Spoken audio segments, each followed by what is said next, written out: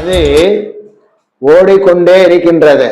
அதை நமக்கு ஆதரவாக நிச்சயம் இயக்க முடியாது. ஆனால் அதன் ஓட்டத்தை சரியாக புரிந்து கொண்டு அதற்கேற்ப நதியை நமக்கு சாதகமாக மாற்றி நம் விருப்பத்தை நிறைவேற்றி கொள்ள முடியும். அதை பயன்படுத்தி லாபத்தையும் அடைய முடியும். கொடுத்த பணம் திரும்பி கைக்கு வருமா, வராதா? பணத்தை வாங்கியவர் மோசமான நிலைமையில இருக்கிறார். அவரிடம் எப்படி பணத்தை வாங்குவது?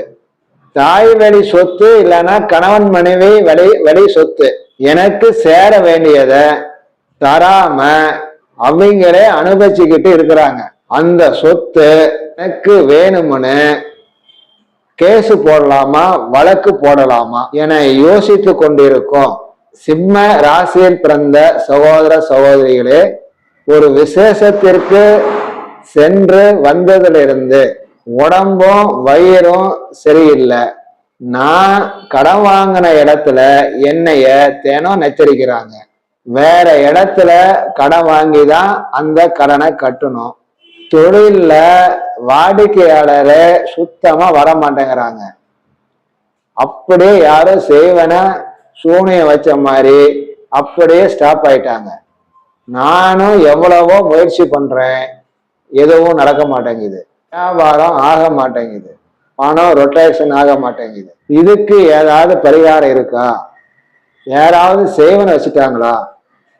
உத்தியோகம் பார்க்கிற வேலை செய்யற இடத்துல கூட வேலை செய்யறவங்க முழுசா ஏமாத்துறாங்க. இதை என்னால பார்த்துக்கிட்டு சும்மா இருக்க முடியல. அவங்க செய்ய வேண்டிய வேலையெல்லாம் நான் இழுத்து போட்டு செய்ய வேண்டிய கட்டாயம் எனக்கு வருது.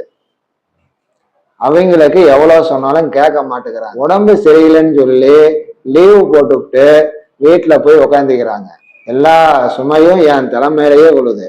அம்மா ஒரு நாள் நல்லா இருக்கிறாங்க, மறுநாள் உடம்பு சரியில்லைங்கிறாங்க. கால் வீங்கிருச்சு, கை வீங்கிருச்சு, முட்டி வலிக்குதுன்னு சொல்றாங்க, மயக்கம் வருதுன்னு சொல்றாங்க, தலைய சுத்துதுன்னு சொல்றாங்க, ஆஸ்பத்திரி செலவா வச்சுக்கிட்டு இருக்கிறாங்க.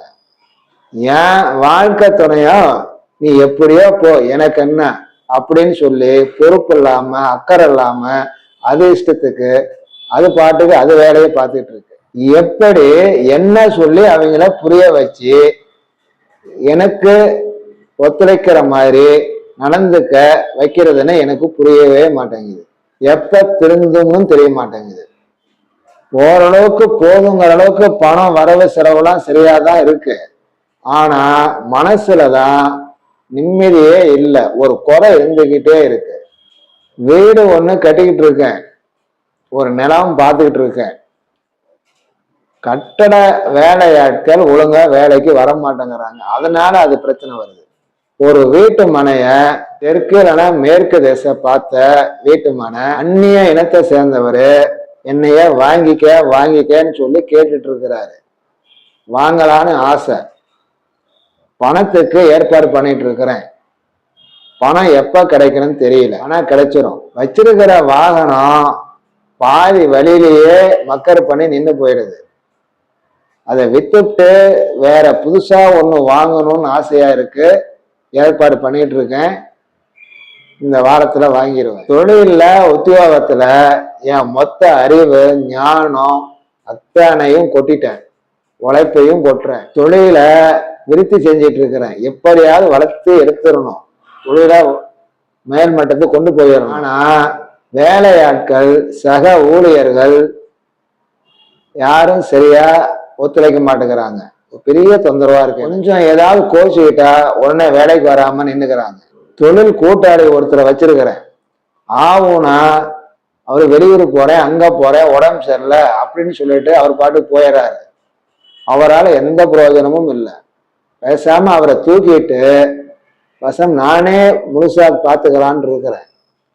இல்ல வேற ஒரு நல்ல ஆளு கிடைப்பாரா அப்படின்னு தேடிட்டு இருக்கிறேன். இவ்வளோ விஷயங்களையும் உங்களுடைய ஆள் மனசுல போட்டு யோசிச்சு ஒவ்வொன்றுக்கும் தீர்வை தேடி யோசிச்சுட்டு இருக்கிறீங்க.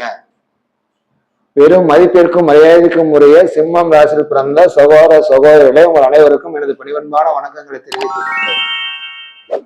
நமது சேனலான மைனா ஜோதிடம் சேனலை சப்ஸ்கிரைப் செய்து தங்களின் பொன்னான ஆதரவை தந்தருளுமாறு மனதார வேண்டி, இத்தனை பிரச்சனைகளும் சொந்தமா வீடு கட்டுறது, தெற்கு மேற்கு திசையில மனம் வாங்குறது, புதுசா ஒரு தொழில் கூட்டாளி அமைச்சுக்கிறது, சக ஊழியர்கள் செய்யற தொல்லைகள் பிரச்சனைகள் சகிச்சுக்கிட்டு சமாளிச்சு மேல இடத்துல நல்ல பேர் வாங்குறது, கேட்ட இடத்துல கடன் கிடைக்கிறது,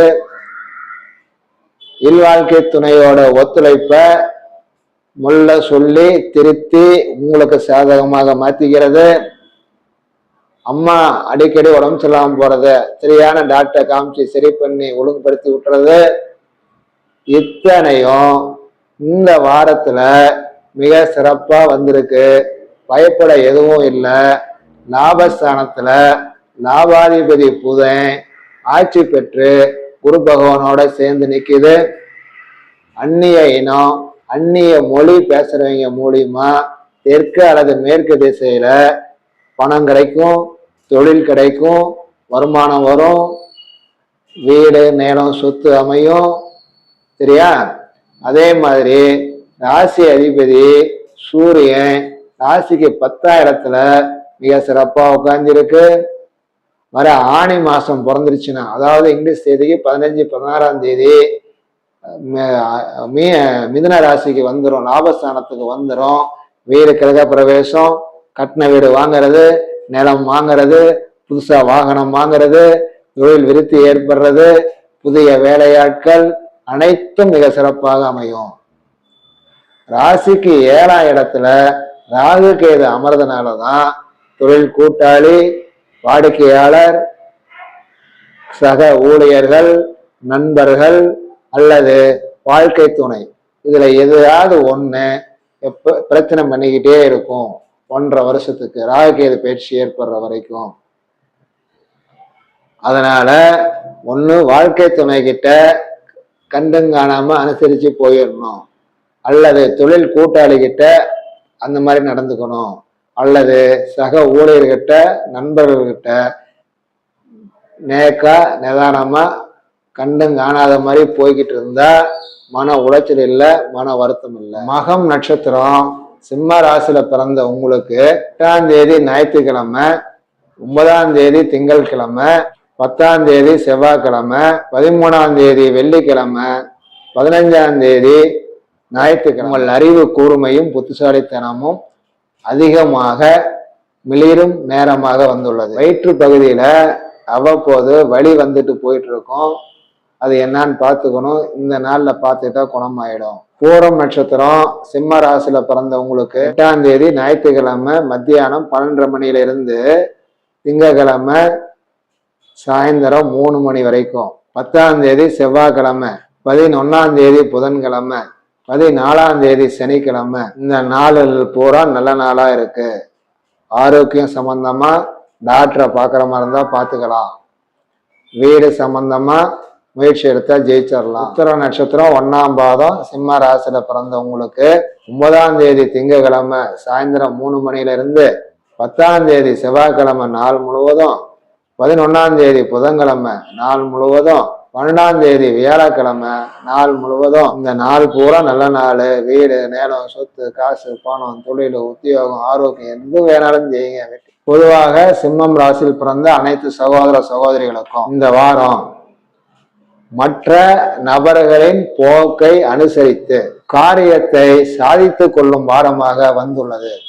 உங்களின் வாழ்வில் 16 பேர்களையும் பெற்று நீரோடு வாழ்வாங்கு வாழ என் அன்னையான ஸ்ரீ எட்டுக்கை காளிதேவியின் ஒரு பாதங்கள் தொட்டு நானும் வேண்டிக் கொள்கின்றேன். நன்றி, வணக்கம்.